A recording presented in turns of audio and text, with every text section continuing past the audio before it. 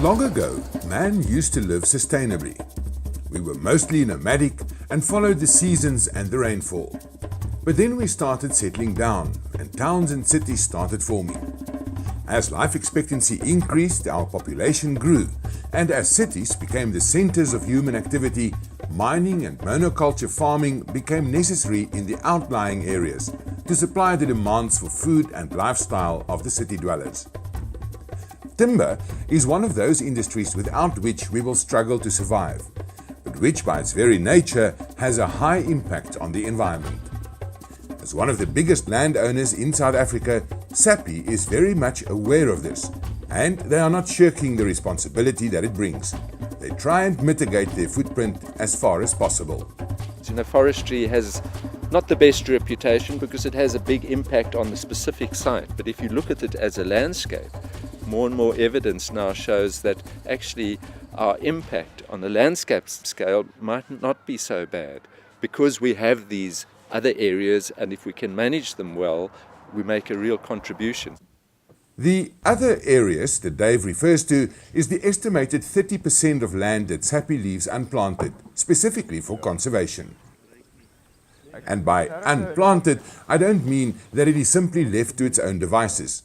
Each open, unplanted area is carefully managed to be in the best possible natural condition. And the benefits are twofold. Ecosystems and nature as a whole reap the rewards, and so does Sappi. Clearly, a plantation or stand of trees cannot exist alone.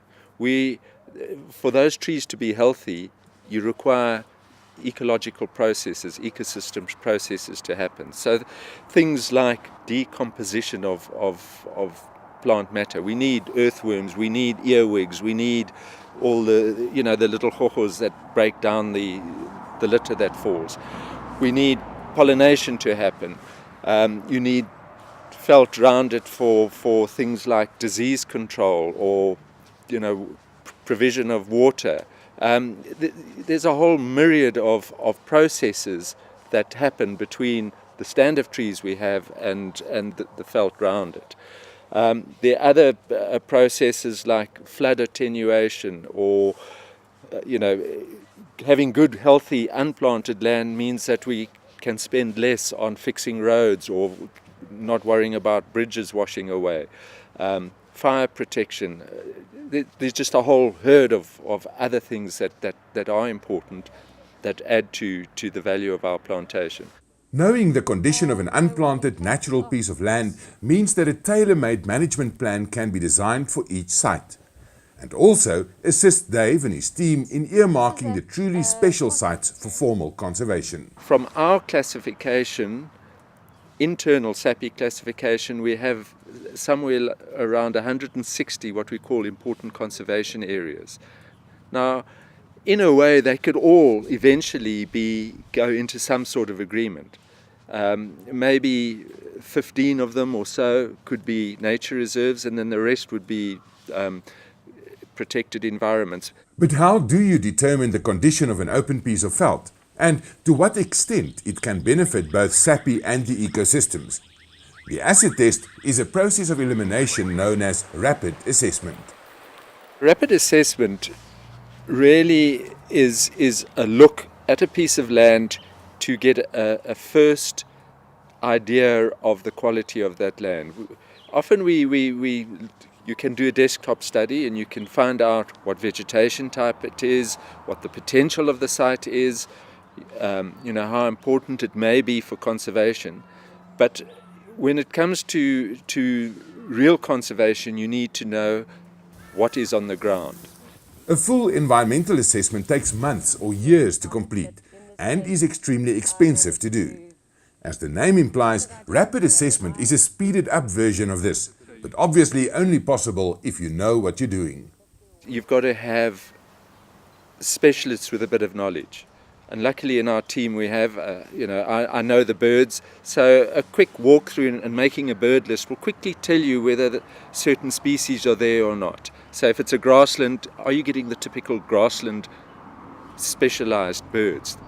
birds that like grassland habitat. If they're there, it tells you something about the condition of that grassland. Similarly with mammals, if you've got just the generalists that occur everywhere, well then maybe you haven't got such a healthy site. Whereas, if you're picking up specific mountain reedbuck on a mountainside, which like specific habitats, tells you that the habitat is good. So it's rapid identification and observing or recording of species, but there's a lot of knowledge behind it. In order to assess the quality of the water and the biodiversity that lives in it, various samples are taken as part of the rapid assessment process. We actually sample 3 different habitats: in-stream habitat, on the edge, vegetation, and stones and current, which is a different type to the sediment. What we have here is a gomphid. I'll show you. Here he is. This dragonfly larvae and all the other organisms they fish out are indicators of the health of the stream. When assessing vegetation, they use a different method. What we do is we just throw it down into a spot, and then we check to see where the nearest grass species is to the stick, and record that, and then it goes thrown down again, and we repeat it 100 times. This method gives them a fairly accurate estimate of the different grass species at a site.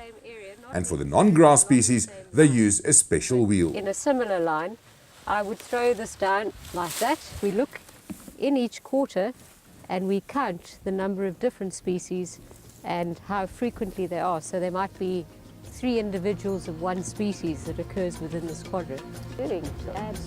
Following this process, an important conservation area may then become part of one or more of the stewardship programs where the formal conservation sector and the private sector take hands in conserving different biomes for future generations. And if it is really special, such an area can even get official nature reserve status. Last year, Claremont in KZN became the first official Sappi nature reserve. The next one is in the pipeline and is in Mpumalanga.